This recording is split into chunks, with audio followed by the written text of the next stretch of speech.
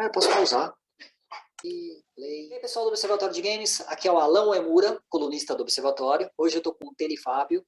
Tele, vou deixar você apresentar tudo, falar do seu canal. Solta, manda ver.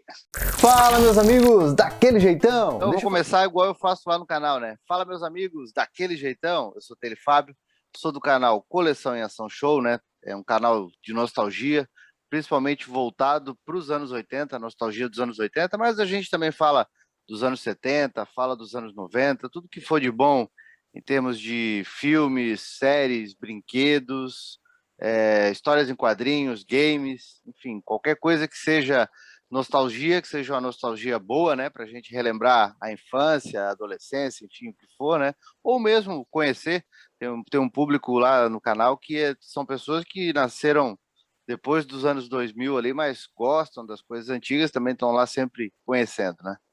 Legal. E grande prazer estar aqui, Ela. Opa, bacana. E o nosso assunto hoje, né, ele vai ser sobre... Não é polêmico, né, mas sempre a gente fica nessa discussão, né, das coisas, entre aspas, datadas, né, principalmente agora com a chegada do He-Man, né, que na Netflix teve uma discussão, né, tremenda a respeito se ele é bom, se ele é ruim. Não vamos entrar nesse mérito, né, de bom ou ruim, porque também é uma questão de gosto, né, mas eu confesso que eu gostei muito, né, desse. E você, o que você achou, né, do He-Man, para a gente começar? Então, eu particularmente, eu gostei muito. Eu assisti duas vezes, assisti dublado, assisti legendado. Confesso que a parte dublada a gente acaba sentindo um pouco a falta de algumas vozes, né? Mas a gente também entende que muitos já se foram, muitos estão aposentados, muitos optaram por realmente não participar, né? Tem que respeitar. E aí acabei assistindo dos dois modos, só para poder pegar os easter eggs, as coisas que aparecem, né? Mas, assim, uma coisa bem interessante que eu achei é que esse novo He-Man, ele, ao contrário do que o Kevin Smith falou, né, que é baseado na série clássica, que ele é uma continuação direta, eu peguei muito mais referência, por exemplo, dos quadrinhos e da animação de 2002 do que da série clássica. Então, para quem realmente acompanha tudo de He-Man, tem muita coisa legal ali. Eu estou bem esperançoso aí com essa segunda parte, né, da primeira temporada. Sim. Eu acho que vem bastante coisa boa aí. Eu também curti. Eu confesso que não assisti dublado, né, por causa da nostalgia das vozes. Acabei ficando só com o original. Gostei muito e acabei olhando assim e falei, nossa, como é que agora vai ficar? Quem não assistiu ainda, então não vou soltar o spoiler, né? Mas como é que vai ficar o nome da Maligna em português, né? Porque ali tem toda uma explicação para ela e tudo mais. E uma das coisas que eu achei interessante, né, dessas questões da década de 80, até antigas para agora, são as críticas sociais, né, que elas ficaram bem mais fortes, né? A gente tinha naquele tempo questão mesmo de jogos antigos, né, eram bem para você se divertir. Mario, Sim. Sonic, então a gente pegava para fazer aquela diversão. Até hoje eu estava vendo o seu vídeo do Batmania, né, que a gente estava conversando agora há pouco, e você faz os comentários a respeito dos jogos, né, do Super Nintendo, do Batman, que ficaram super legais. E a gente vê, né, que o jogo hoje ele tem uma pegada mais forte, com crítica, enquanto aquele outro ele era mais divertido. Mas você acha que isso torna ele datado e sem sentido para o dia de hoje? Não, eu acredito que não. Eu acredito que existe. Tem para os dois públicos, né? Eu acho que a galera que curte um game com uma história de fundo, realmente, com várias vertentes, com a coisa até mais cinematográfica, né? Como a gente vê hoje em dia, é bem legal. Mas a gente nunca deixou de ter, por exemplo, os jogos rápidos e rasteiros, né? Os jogos indie, enfim, os jogos que baixa aí o appzinho e se joga de graça, aquela diversão momentânea. Isso é uma coisa que vem lá do passado, né? O meu primeiro videogame foi um Dacta. Então Nossa. eu consegui, então eu peguei toda a evolução dos games. Eu tive o Dacta, depois eu tive o Turbo Game, né? Que era o genérico. Depois fui para outro genérico, que é o lendário Phantom System. E aí eu vim vindo tendo tudo: Super Nintendo, Mega Drive, PlayStation 1, quer dizer, todas essas gerações de games. E eu acho que, por mais que os jogos cada vez fiquem mais complexos, isso é muito legal, mas eu acho que a galera nunca vai abandonar também esses joguinhos rápidos e rasteiros, que ali joga simplesmente para se divertir, né? Passar o tempo. E isso tem uma coisa, né, que você até comentou, né, desses jogos, né, é que a gente pega, Mario tá fazendo sucesso até hoje, né? O Sim. Sonic virou filme, então tem muitas vezes, né, que a gente fala, é datado e isso ficou ruim. Não é que ficou ruim, né? Ele foi bom sim para a época, era a tecnologia da época, né? Até com os filmes e tudo mais, né? A gente estava até comentando também eu até comentei da minha calça do Ferrino, eu não Sim. conseguia ver a sapatilha, que o homem usava sapatilha, né? Hoje você consegue perceber, mas são tecnologias da época que hoje não é que isso ficou ruim, né? Mas você ainda tem uma diversão de ver aquilo, você tem toda uma nostalgia e é toda uma história, né? E você que trabalha direto com seus vídeos falando sobre esses assuntos, como é que você vê toda essa história, né, geral do entretenimento? Não, eu acho que a gente está numa época bem legal, que é essa época de realmente reviver, revisitar as coisas do passado, né? Algumas a gente acerta, algumas se erra, era melhor ter deixado lá no passado, mas eu acho que é bem legal tudo isso assim que envolve, né? Pô, nos games mesmo, a gente tem aí retorno do Alex Kidd, né? Que deveria ter, era um dos primeiros, foi o primeiro investimento da SEGA em termos de mascote, né? Depois desapareceu, ficou só o Sonic, mas voltou agora e gostei bastante do joguinho. Streets of Rage, Tartarugas Ninja, né? Agora tô bem ansioso por esse jogo que vai sair, que é o remake do Tartarugas Ninja 2, né? Dos fliperamas. Então, e não só nisso, né? Em tudo, os filmes, a gente tem visto hoje em dia cada vez mais a galera homenageando os anos 80, homenageando os anos 90, até de certa forma emulando, né, os cenários, as cores, essa coisa toda. E isso é bem legal. Tem muita coisa boa, né? Quando a gente começa né, a gente começa a aprofundar um pouquinho nessa. A gente ainda estava falando um pouquinho antes do programa começar, né? Como era interessante naquela época, nos 80, anos 90, a gente só tinha a informação que era passada para a gente, só o que aparecia ali na televisão, de repente uma matériazinha na revista 7 da vida, alguma coisa assim, né, que tinha na época lá, mas era muito supérfluo. Então, hoje a gente tem todo esse acesso à informação, a gente consegue ver tudo que tinha por trás, né, dos games, dos filmes, das séries, e isso enriquece muito. E a gente vê que a década de 80 foi uma década muito rica, né, para tudo, né, para música, para filmes. Foi uma década que realmente inovou bastante. Então é muito legal estar revisitando. É verdade, tanto que tem uma questão na década de 80 que eu lembro muito, né, que a gente estava falando, né, o dublador do He-Man original, né, lá do Esqueleto, no caso, né, do Uhum. original da época, ele estava falando que ele estava num evento e aí veio um pai, né, com os filhos, e ele falou, né, que ele agradecia muito, né, por eles, porque se não fosse aquele trabalho que eles faziam com o He-Man, ele teria cometido suicídio, né? E aí eu fiquei olhando, né, eu falei, gente, a década de 80, né, para mim, né, eu cresci naquela época, era uma época que eu era péssimo em educação física, eu era horrível, eu não conseguia correr nem nada, mas eu amava, né, o He-Man, porque o He-Man era aquele cara fortão e tudo mais, mas ele abraçava todo mundo, ele trazia todo mundo, né, pro seio dele ali junto, né? Aí depois Sim. mais para frente a gente começa a ter o Sonic, né, que corre para baixo para cima, mas ele também não humilha ninguém, né? Então eu vejo muito aquela época, né, os jogos antigos muito assim com uma questão até de representatividade, né? Sim. E como pode Ajudou a falar. formar, como diz, ajudou a formar caráter, né? Deu uma cara para várias pessoas, né? Aquela grande quantidade de jogos que existia, Super Nintendo, Mega Drive, enfim, tudo aquilo que saía, PlayStation, sempre ia ter um game, algum personagem que alguém conseguia se identificar com ele, né? Que conseguia se representar nele, né? Isso eu acho muito legal, porque se a gente voltar para a época do Atari, eram só ali, né? Os pontinhos praticamente na tela, mas quando começou realmente, e foi ali a gênese de tudo, né? Nintendinho, Master System, enfim, que começou essa coisa de realmente os jogos serem uma história, né? Terem uma história por trás deles e chegar nessa complexidade que tem hoje. Sim, nossa, meu primeiro videogame foi um Atari. Né? Nossa, eu jogava muito. Você ainda teve mais videogames do que eu. Depois, eu não tive nenhum Nintendo, né? Fui direto pro Master e pro Mega e alguns outros Phantoms da vida, né? Uhum. Mas a gente tinha realmente toda essa parte. O Caio, né, do Thunder Wave acabou de chegar, né, chegou atrasado aí, mas beleza. legal. Boa Vamos noite, lá, senhores. Caio. Desculpa aí o Boa atraso aí. noite. Ocorreu um imprevisto aí, mas deu para chegar ainda. Caio, Beleza? apresente-se aí para o pessoal, fale sobre um pouquinho do Thunder Wave, seu trabalho lá. Bom, eu sou o Caio, escrevo para o Thunderwave há 2 anos já, eu acho, né? Faz tanto tempo, é que assim, é pouco tempo, mas parece que faz tanto tempo. São 2 ou 3 anos, eu não sei, eu fico meio perdido aí com essa questão da pandemia, que eu não sei se existiu mesmo, 2020 não existiu. Então, acho que cerca de 2 anos.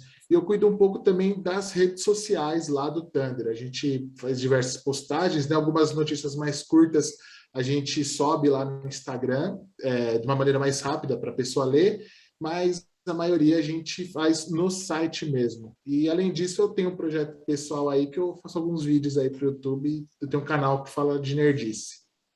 Legal. A gente está falando aqui, né, a respeito de toda essa década de 80, né, as coisas datadas e tudo mais. Eu já conheço o Caio esses 2 anos, né, a gente já se conhece bastante tempo já. Caio, o que você acha, né, dos datados? A gente começou até a falar um pouco do He-Man e tudo mais. Você fez uma matéria super interessante, né, lá no Thunder, falando a respeito até dessa parte do hater, né, que o cara estava falando, você comentou, né, muito, que as pessoas falam, mas ficou muito infantil, né, e você faz um comentário, mas o He-Man era infantil. Né, Assim, Desculpa só interromper, Caio, só para não perder o link. Eu cheguei a ver comentários do tipo, esse He-Man que foi feito agora é só para vender brinquedo. basicamente todos Sabe? os He-Man, né? O personagem é o brinquedo. E se o pessoal quiser saber mais a respeito do He-Man e tudo mais, por favor, visitem Tem lá no Thunder, lá a história. A gente começa contando lá. Um pouco dessa história o aí, dele, né? ele faz várias histórias a respeito do He-Man, a respeito de brinquedos, tudo, né? E é fantástico, né? Tem o que ele fez agora do Batman, né? Que ele estava falando que utilizaram do próprio Superpowers, né? Os bonecos, né? Para poder aproveitar do Batman. O Batman da Estrela. Hoje em dia é raríssimo. Exato, né? Mas vai lá, Caio, manda. É legal a gente partir desse pressuposto aí, né? Que muita gente não sabe, mas o He-Man foi exatamente criado para isso, para vender bonecos, né? E o público-alvo, querendo ou não, eram as crianças. Então, você tinha que fazer uma coisa que atingisse as crianças. Então, você colocava lá o He-Man super bombado, tal, com a espada, uma coisa que remete um pouco à ação, mas na prática falta um pouco de ação, né? Eu revisitei He-Man depois de muito tempo, eu assistia quando era jovem essas reprises aí que passava na Globo, a TV Globinho teve um tempo que passou e a faixa de sábado de desenhos da Globo também passou. E uma vez eu me deparei com essa informação nas redes sociais, então às vezes a gente fica, a memória atrai a gente, porque eu me deparei com essa informação que o He-Man nunca tinha batido ninguém. Eu falei, não, tá errado, eu sempre vejo ele brigando lá, né? Como ele nunca bateu em ninguém? E aí eu fui atrás, descobri que no serviço de streaming da Claro lá, o NetNow, Net ou Claro Now, não sei, tô fazendo propaganda aqui, mas não lembro exatamente qual o nome que eles estão usando, mas eles têm lá todo o He-Man disponível, né? O original lá dos anos 80, nada aquela porcaria que fizeram nos anos 90, a de 2002 que era até melhorzinha, mas também não tem. Mas na dos anos 80, você percebe que ele não bate nunca em ninguém. Tipo, ele dá de frente com os vilões, mas é sempre aquela coisa. Eu até brinco lá quando eu falei do texto, né? Até brinquei um pouco com isso, falando que é uma coisa meio trapalhões, que o inimigo vem para cima dele, ele desvia, o inimigo bate com a cara na parede e vai preso ou consegue fugir, esconder. Então ele tem a espada, mas ele nunca cortou ninguém, assim, é uma coisa que ninguém explica. Mas apesar disso, isso não faz o desenho ruim. Muita gente vê esse tipo de comentário como se eu estivesse falando mal do desenho. De maneira alguma, eu adoro o He-Man. Inclusive, depois eu assisti pelo menos umas 3 vezes depois que eu descobri que tinha lá no serviço de streaming da Claro, porque eu gosto muito e me traz muitas lembranças também, né? Agora eu vou entregar um pouco de idade.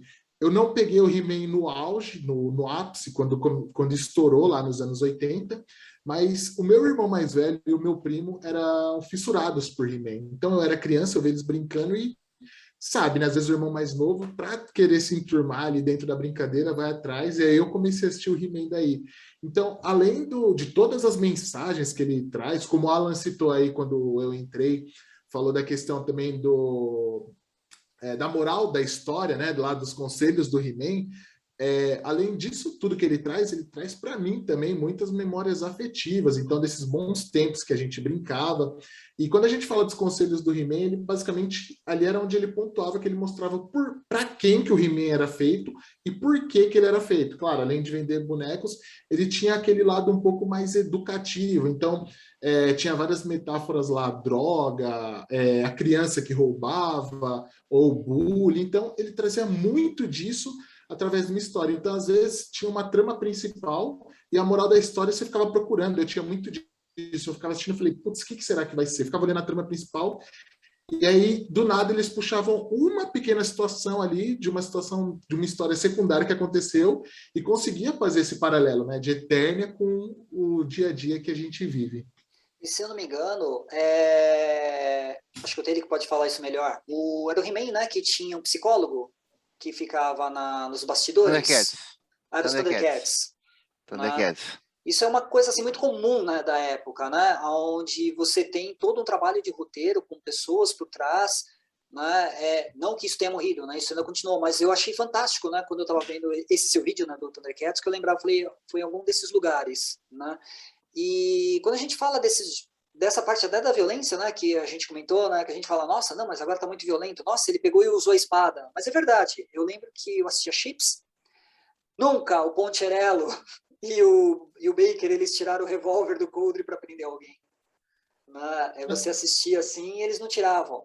E outra coisa que eu lembro muito é que na década de 90, se não me engano foi próprio 1990, né, o Mario ele foi censurado no Brasil porque ele era muito violento. Né, porque as pessoas falavam, no caso o governo, falava que você não podia jogar Mario porque as crianças achavam que podiam morrer e ressuscitar, porque o Mario tinha 3 vidas. Gente, eu tô aqui até hoje. Aí a gente dá uma olhada, né? Essas coisas antigas e novas. O que vocês lembram, assim, né? Dessas curiosidades malucas, né? Que... Eu lembro uma notícia gigantesca que a revista, se não me engano, uma dessas revistas de época, que tinha uma revista bem famosa lá dos anos 80, metendo, assim, realmente, literalmente o pau em cima, por exemplo, do Jasper e Changeman, dizendo que eram seriados extremamente violentos, com heróis que usavam espada e matavam os monstros, e que era uma violência descabida para a criança. Então tinham as coisas assim, né? Eles pegavam principalmente do que era tendência, né? Nossa, eu lembro que Cavaleiros do Zodíaco assim foi um absurdo também quando explodiu, né? Que a Manchete trouxe ele assim, que do nada ele virou uma mania no Brasil inteiro. Nossa, era tinha de psicólogo, que tinha né, na televisão, o que tinha de especialista na infância e juventude, próprias revistas, todo mundo falando, não, que é um desenho sangrento, onde eles morrem, e é muito sangue, e não sei o quê, só que porque isso sempre foi chamou mais atenção, né, do que alguém dizer, não, o desenho eles morrem, mas por quê? Porque é um amigo tentando salvar o outro, é o sacrifício, aquela coisa, isso não dá ibope, né, então era sempre aquela coisa do sensacionalismo, né, então isso sempre aconteceu. E o He-Man agora, eu não sei se vocês concordam comigo, mas eu achei uma sacada muito legal, por exemplo, da Mattel, junto com a Netflix, que é o seguinte, esse desenho que está sendo lançado agora, ele é um He-Man realmente focado para os fãs antigos. Então, por isso que eles conseguiram ousar um pouco mais, digamos, com o desenho, né? O He-Man usa realmente a espada, enfim, essa coisa toda. E vai sair um He-Man em CGI, bem voltado realmente para as crianças, né? Para a nova geração, para as crianças poderem conhecer o He-Man.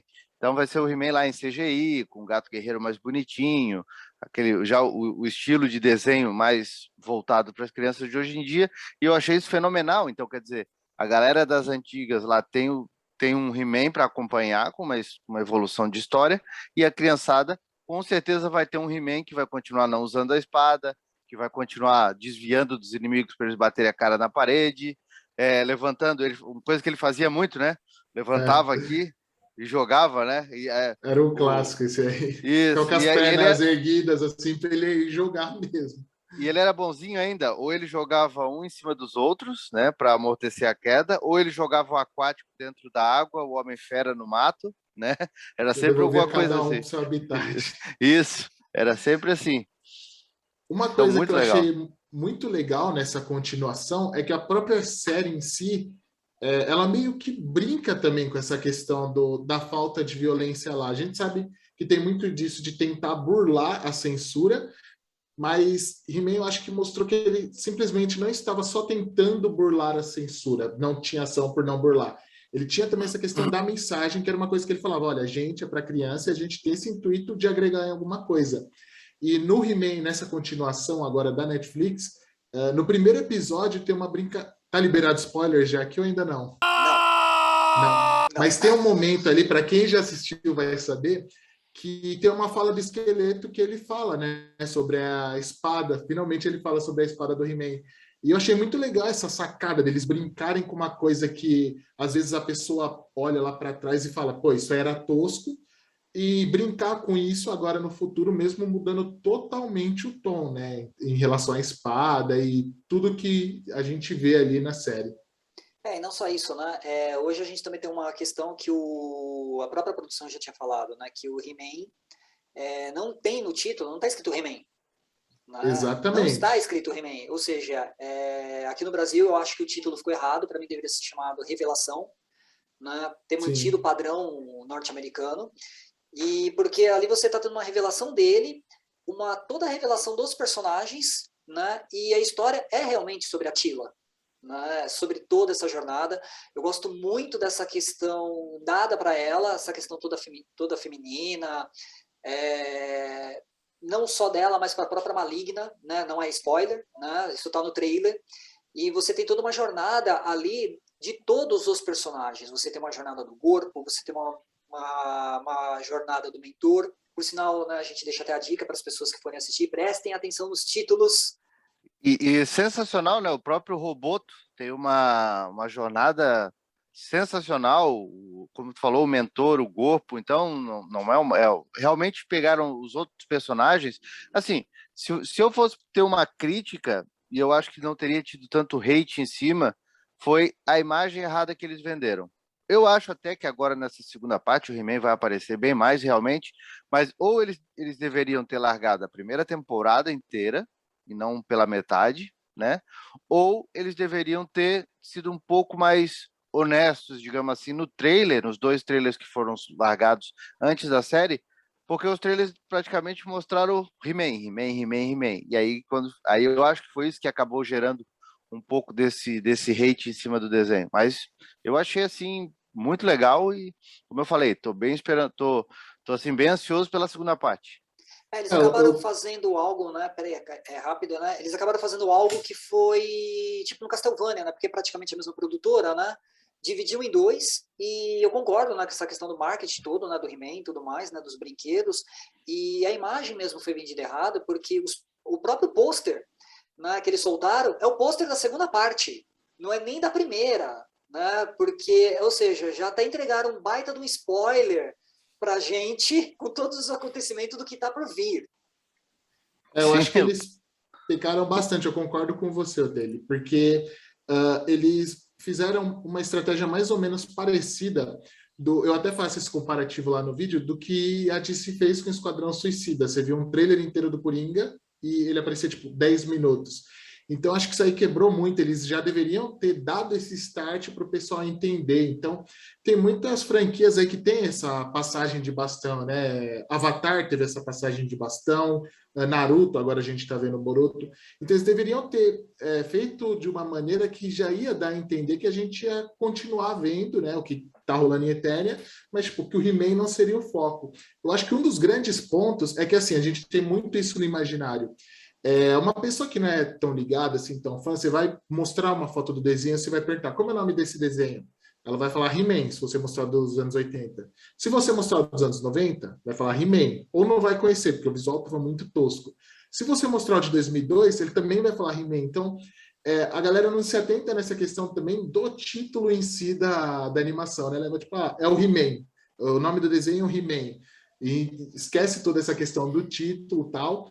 e o que ele visa mostrar através disso. Inclusive, eu achei muito interessante como em 5 episódios eles aprofundam muito bem toda a mitologia de He-Man que a gente tinha dos anos 80. Então tem muito elemento novo que eles mostram, alguns que de repente pode até ser uma falha de roteiro. Eu acho que isso é um cuidado que você tem que ter muito forte, porque por mais que seja uma coisa básica, o fã é chato, tá ligado? Então, a pessoa provavelmente vai achar ali um furo do seu roteiro. Então, quanto mais pontas você conseguir deixar amarrado com o que você tinha, mais você sustenta essa questão de falar, olha, isso aqui é uma continuação e a gente vai continuar. A continuação é focada em Eternia e nesses personagens secundários que apareceram lá atrás, de repente pode até aparecer novos aí, personagens tão principais quanto a própria Attila, por exemplo. No futuro, vamos supor, a Attila vai ter esse destino e agora a gente vai ter esse novo personagem que foi sendo introduzido aos poucos. E a partir daí você expandir a mitologia, né? Sim. Foi isso que eu estava falando pro Alan antes, que eu acho que foi assim um dos pontos que eles erraram também. Que o Kevin Smith falou que esse desenho era continuação direta só do desenho dos anos 80. E não. Se você, por exemplo, galera que realmente sempre acompanhou o He-Man, né, as histórias em quadrinhos da DC, da Marvel, depois DC Comics, enfim, o desenho de 2002, vai ver que tem muito mais coisa nesse desenho novo, que é do desenho de 2002 e é das histórias em quadrinhos, e que não tem lá na mitologia clássica, até porque o desenho clássico, se a gente fosse bem sincero, ele não tem uma grande mitologia assim do herói para se propagar sozinho, né? O He-Man se criou muito mais background para ele com as histórias em quadrinhos, com o desenho de 2002, né? Até com o desenho de 1990, enfim, tudo isso que deu um background maior para o personagem. É verdade. E isso tudo que vocês estão falando, né, de mitologia e tudo mais, me lembra de 2 adaptações, né, que a gente teve de games recentes, né, que foram para filmes. Uma foi do Sonic, né, e a outra mais recente do Mortal Kombat, né, que ficou bem, até o próprio Detetive Pikachu, né?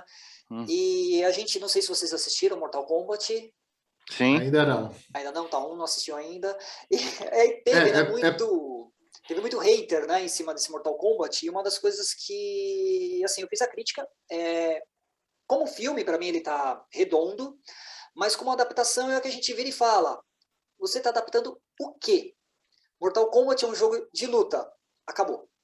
Não tem mais nada. Né? E aí a pessoa fala, não, tem toda uma história, sim, tem toda uma história, por escrito. Tem toda uma história em que os criadores contam pra gente, tem toda uma história que aparece assim em segundos, né? De uma cena de luta para outra.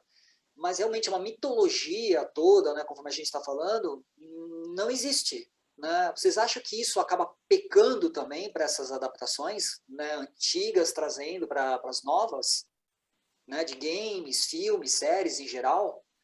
Eu acho que essa questão quando a gente fala dessas adaptações transmídia, ela quebra um pouco, porque assim, os quadrinhos e livros eu acho que são as melhores fontes para você partir dali uma obra, porque você tem coisas muito mais completas. Quadrinhos em si, se você pegar e mandar como storyboard, é só você falar, ó, essa fala que você vai falar, é só você ler o quadrinho, essa fala que você vai falar, esse vai ser o enquadramento. Agora, em jogo, é uma coisa muito mais complicada, como, por exemplo, o Zelda. Zelda teve até um desenho lá que era um Link muito tosco, assim, é uma coisa que acabou não casando, assim, não construiu muito bem o que você ia adaptar, ou então ir aos poucos. O Alan citou o Sonic, né? Eu acho muito legal o caso do Sonic, que é o seguinte, ele primeiro teve o desenho, e aí a partir dali ele teve outras adaptações em desenhos, tem uma até recente do Netflix, que tem no Netflix, na verdade, não sei se foram eles que produziram, que é em CGI, acho que é Sonic Boom o nome, eu acho muito legal essa adaptação. E aí eles foram construindo, né? Foram fomentando isso aí para você lançar um filme do personagem. E o Sonic, ele, como o Alan falou, tem pouca história. E menos ainda pelo fato de você estar na correria ali na tela, tal. A história que você vê é você passando na tela, e o que você tem de noção de história é, claro, o que aparece escrito em alguns determinados momentos, mas a questão que você fala, pô, eu tô num mundo perdido aqui, eu tenho que pegar esses anéis, quando você é uma criança, né, você está jogando, tem que pegar esses anéis, e o meu inimigo é o Robotnik em cima dessa máquina. Então, quando você começa a dar profundidade em outras mídias, eu acho que você não pode já jogar de cara, assim, com toda a força, ó, tá aqui o filme. Acho que você tem que tentar construir de outras maneiras porque acaba ficando complicado. Claro que tem jogos que tem cutscenes aí que são dignas de cinema, de repente você pegando isso, passando no papel, seja mais fácil. Só que antes a gente não tinha tanto essa cultura, né? Você vai jogar hoje, por exemplo, God of War, daria um filme, você pega as cutscenes lá, só que você pega os jogos mais antigos, que tinham até menos recursos gráficos, você não tinha tudo isso. O importante ali era a diversão e muitas pessoas que jogavam nem sequer se tocavam nos pontos que tinha na tela, tal, um personagem que aparecia em um jogo e deixava de aparecer em outro. Então a galera era mais focada em se divertir do que prestar atenção no que estava acontecendo ali, como uma história grande no todo. Eu acho que as adaptações de games, elas sempre foram complicadas, né? Se a gente pegar as primeiras mesmo lá, olha, sofrido, né? Super Mario com o John Leguizamo lá, nossa, né? Os caras, eu nem sei porquê, eles pegaram a cor do Luigi, do Mario, e botaram lá num filme muito louco, né? Não precisava nem ser o nome Super Mario. Eu acho que isso vem melhorando, né, aos poucos, né? O próprio Mortal Kombat lá dos anos 90, eu acho uma adaptação muito boa. Street Fighter tentou adaptar demais, né? Aí é o que a gente vê também, que às vezes alguns personagens tentar deixar muito parecido também não fica legal, ou outros meio deturpados. Então, foi um filme muito louco também, o Street Fighter do Van Damme, mas isso vem melhorando, Agora a gente tem vários exemplos aí, filmes que, pô, eu gostei, assim, o Pokémon, né? O Detetive Pokémon, estão elogiando muito agora esse do Ryan Reynolds, que tá para sair aí, o Free Guy, né? Então, tá melhorando esse universo dos games. Por exemplo, Resident Evil é um caso meio de amor e ódio, né? Porque se tu olhar ele só como um filme de uma diversão, por exemplo, eu adoro filmes de morto-vivo, então se tu olhar ele como uma diversão rasteira, é muito legal. Agora, se tu começa a lembrar todo aquele fundo de Raccoon City, dos Stars, né, do Chris, da Jill, e tu vê que esses personagens simplesmente foram subaproveitados nos filmes, aparecem e desaparecem, daqui a pouco aparece de outro jeito totalmente diferente, daqui a pouco some da história, ninguém não tá nem aí para eles, dá um pouquinho pô, por que os caras não fazem um Resident Evil realmente com os personagens que a gente cresceu jogando, né? Mas, sei lá. Você faz até um levantamento bom, né, do Resident Evil, porque o Resident Evil é um jogo que tem roteiro, tem fundo, e você consegue adaptar ele completamente, né? Dava para você ter feito alguma coisa. Eu adoro filmes de terror, né? Adoro, sou assim, apaixonado, e eu não consigo ver depois, após o Resident Evil 4, né? Não vejo mais filme, nem filme de terror, né? Eu só vejo um filme assim com um monte de cara correndo para lá e para cá, igual um louco. Às vezes parece Tom e Jerry, aquilo lá, né? Virou Matrix, né? Foi praticamente isso, né? E a gente estava até falando agora, né, que vocês estão lembrando, né? O Super Mario, por exemplo, ele ganhou uma versão estendida. Não é a versão Snyder Cut, mas tem uma versão do diretor, está de graça. Depois eu deixo o link aqui embaixo, eu fiz essa matéria recente. Eu não sei se teve alguém com coragem para conseguir assistir. Eu não tive. Até eu confesso que eu não tive essa coragem de assistir. Tá de graça é porque algum problema, alguma coisa tem. Uma versão estendida, olha, os caras são bons, hein? O que eu acho muito bizarro é que, assim, às vezes parece que o pessoal tem medo de ou criar uma coisa nova ou você assumir que aquilo é um spin-off. Por exemplo, o caso de Resident Evil. É muito interessante de ver, eles jogam lá o fanservice só por jogar, tem a participação lá dos personagens do jogo, mas se eles pegassem e falassem, ó, a gente vai fazer um spin-off, não aparecessem esses personagens, mas falassem, ó, vai aparecer a Umbrella e vai ser a história apartada lá, tal, da Alice, e vai se passar no mesmo universo de Resident Evil, tipo, sei lá, depois ou antes, enfim, eles decidindo isso. Você já se resolvia muito bem essa questão, você não precisa falar que é exatamente derivado dos jogos. Tanto que Detetive Pikachu faz isso, ele se passa no mundo de Pokémon, só que em uma sociedade no futuro e utópica, onde você perde essa cultura, né, de treinar os Pokémon, fazer batalhas de Pokémon. Eu até brinco com isso porque, se parar para pensar, os Pokémon são tipo uns animais do mundo deles, então eles estão meio que fazendo rinha de animal, é totalmente sem coerência nenhuma. Então é muito legal a gente ver que eles falam, e os próprios diretores vão lá em todo evento, qualquer convenção que tenha, e bate no peito e fala, ó, é inspirado em Pokémon, se passa, sei lá, depois, 30 anos, 50 anos depois do acontecimento lá do anime, vocês assistem lá, tal, assistem tudo completo, que depois daquilo ali, depois, sei lá, 40 anos, vai acontecer isso aqui. Então, os Pokémon e as pessoas vivem em uma sociedade utópica ali, né, onde você vê Pokémon trabalhando no trânsito, Pokémon indo para escritório. Então, eu acho muito legal quando você tem essa coragem e você joga limpo com o fã. Por exemplo, o Mario. Mario é o caso clássico aí que o Tele comentou. Você tem dois personagens com uma roupa pouco parecida, assim, infimamente parecida, e fala, beleza, é o Mario.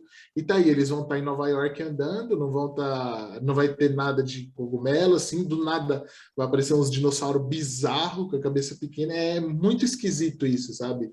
E você acaba tentando chamar o fã por esse lado, né? Por falar, ó, vai ter aqui um filme do jogo. E aí você acaba queimando o seu filme, né? Porque aí o fã vai chegar lá, vai assistir, vai olhar com um olhar um pouco mais crítico em relação a isso, porque, querendo ou não, é uma mídia que ele já teve acesso antes, já tem um apego, um carinho.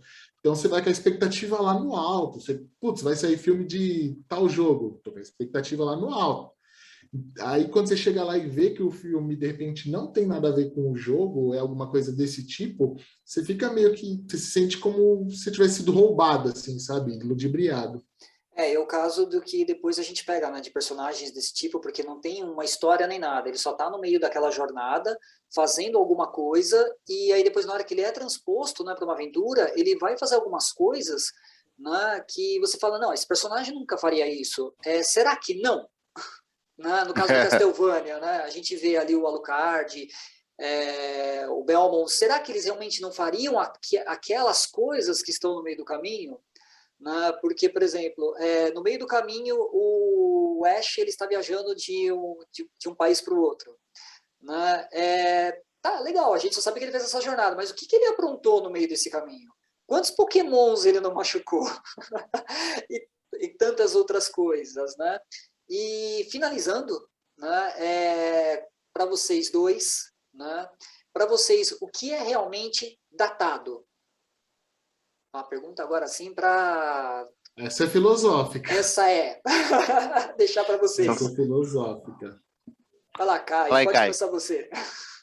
Eu começo? Então vamos lá. Depende do ponto de vista que você vê como datado. Tem muita coisa que a gente vê com um sentido ruim de datado. Então fala, putz, isso não se encaixa mais, tal.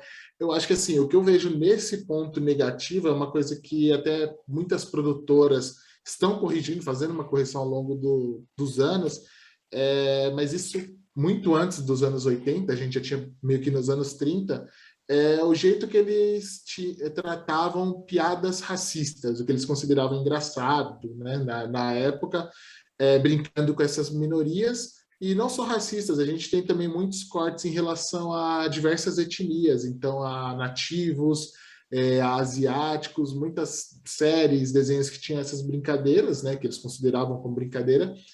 A gente tem muitas cenas que foram cortadas, ou então, como no caso de Tom e Jerry, né, que tem alguns pontos que são considerados racistas, e no DVD que saiu, acho que lá para 2015, na versão home studio lá dos Estados Unidos, entrava um vídeo da Whoopi Goldberg antes explicando, ó, você vai assistir isso, isso, isso, só que o que você vai assistir está errado. O Disney Plus tem também um aviso, né, de coisas datadas.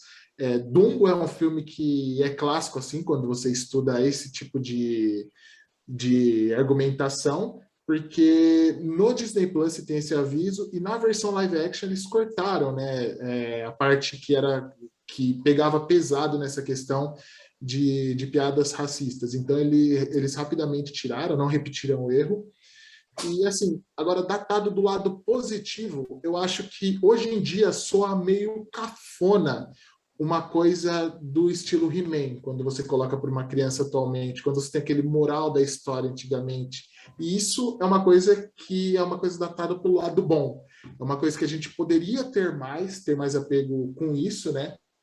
Porque, querendo ou não, era um tipo de desenho que te agregava ali, não só para o que você estava assistindo, para o que você consumia, mas você tinha essa opção de você praticar praticar no seu dia a dia o que você estava vendo. Então, hoje soa meio Caxias, né? Soa meio cringe você ter aquilo ali, né? Essa mensagem, falando, olha, crianças, não façam isso.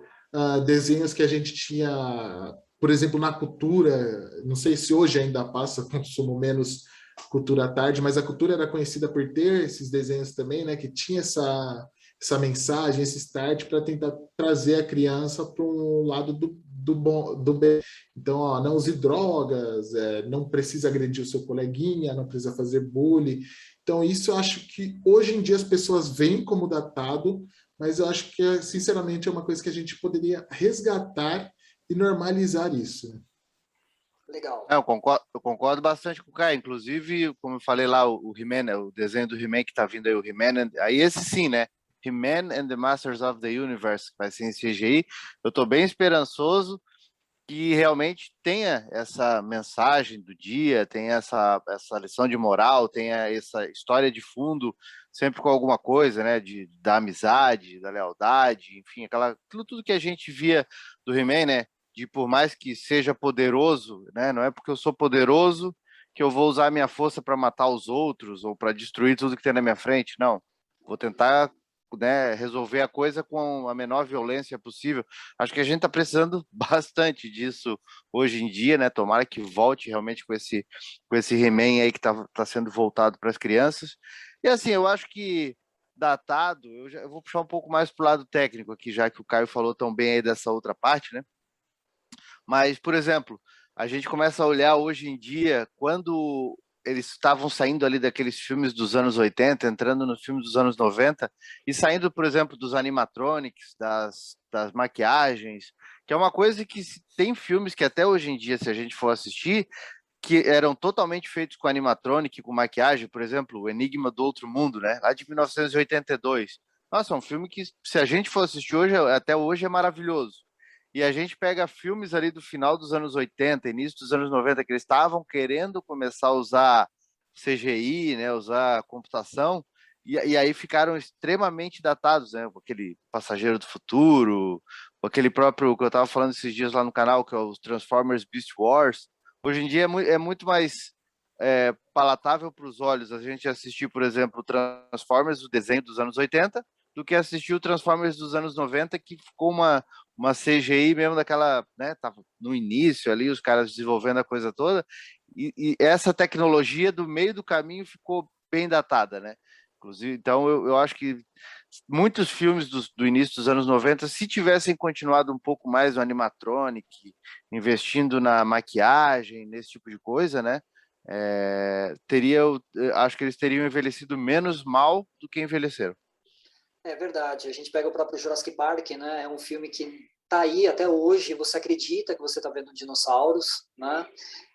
Eu vejo também nessa parte totalmente, né, do que o Caio estava comentando, né, a respeito do datado, concordo, né, concordo com a sua parte técnica, né, e preencho ainda, né, com isso tudo que vocês comentaram, né, é o que a gente deveria hoje estar colocando como geral, que é a diversão, né?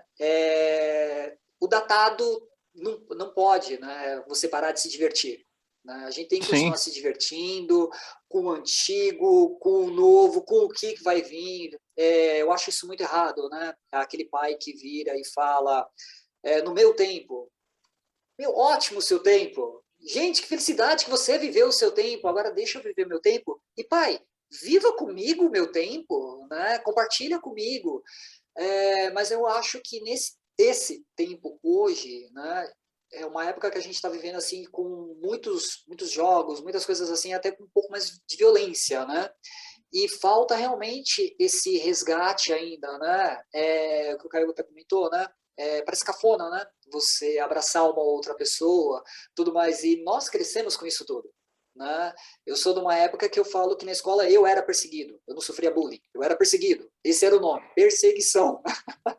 Né? A pessoa me bateu, a pessoa não me maltratou, né? A pessoa realmente tirou sangue de mim, não, a pessoa não fez um feridinho em você. Então a gente começa até a passar a mão demais em algumas coisas, em alguns nomes. Né? Eu acho isso legal, o que vocês dois colocaram. né, que é algo que eu acho que a gente fala muito do datado, muito no preto e no branco, e muitas vezes a gente quer colocar um cinza, e eu acho que não precisa.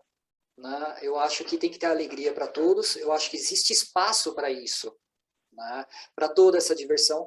Tá aí o canal, né, do Coleção para comprovar. Né? Você hoje está com quantas pessoas no seu canal?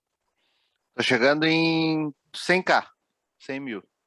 Tô chegando agora. Tá em 99 mil hoje, né? Hoje, nessa nossa conversa aqui, tá em 99.500 e pouco. Tá chegando. Vamos torcer para aumentar mais ainda depois de hoje, né? E veja que ali você estava até comentando, né, antes da gente conversar, a quantidade de assunto que você ainda tem, né, para colocar ali. Parece que quando você fala da década de 80, década de 70, década de 90, parece que é limitado, mas na hora que a gente começa a conversar é muita coisa, né? É muito assunto. É muito. A gente começa a pesquisar e daqui a pouco. Eu vou falar só um pouquinho desse filme. Aí é tanta história de bastidor, é tanta coisa que vira um programa, como foi o do Batman, por exemplo. Eu comecei a escrever, daqui a pouco virou um programa e não deu nem tempo de falar da Batmania. Aí assim, não, vou ter que fazer um outro vídeo só para falar da Batmania, senão daqui a pouco isso aqui vira um documentário, né? Então Legal.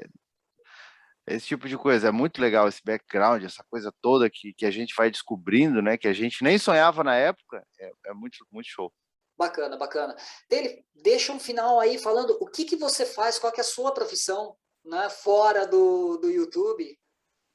Então, fora do YouTube, eu sou policial civil já há 16 anos aqui em Santa Catarina, né? E aí, já mais ou menos também nesse período, eu voltei ao colecionismo, voltei a colecionar, voltei a comprar brinquedos, voltei a... Na verdade, eu nunca parei, né? Eu sempre tentei manter esse lado criança, esse lado adolescente, com minhas histórias em quadrinhos, com videogame, enfim. E aí, então eu tentei trazer sempre esse paralelo, né? Eu tenho o Coleção em Ação começou como um blog lá em 2010, 2009, e aí veio evoluindo para uma página do Facebook, depois o canal do YouTube, enfim.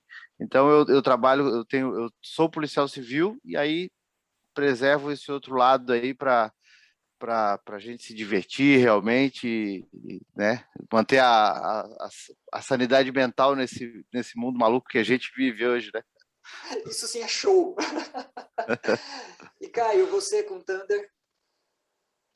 Bom, eu escrevo aí, né, para o Thunder e escrevo filmes, séries, jogos, que aparece a gente está escrevendo, né, também especiais, coisas às vezes, um start que a gente tem de ideia, né, o Alan sabe bem que às vezes eu, putz, tive essa ideia, o que você acha?